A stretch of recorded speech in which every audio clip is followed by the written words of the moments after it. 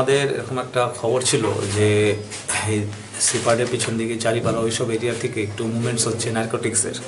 তো আমরা accordingly source লাগিয়ে রেখেছিলাম। তো আজকে পিন পয়েন্ট একটা ইনফরমেশন এসেছে যে সিপার্ডের পাশে জহর মিয়া কিছু মাল রেখেছে, যেটা আজকে রাতে বাংলাদেশে পাচার হবে।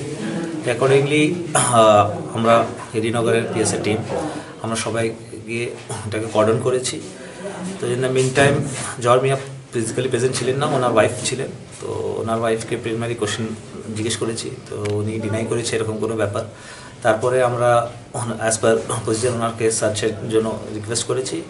ওনার পারমিশনে আমরা ওমেন স্টাফের সহ বাড়িতে সার্চ করেছি। তো বাড়িতে যে বাসনপত্র আছে ওর ভিতরে এইসব বেডরুম আর তার অন্য কিচেন এইসবের মধ্যে এই ফেন্সি ডিলের বটলস, যেগুলো এনডিপিএস অ্যাক্ট হিসাবে নিষেধ, এগুলো পাওয়া গেছে।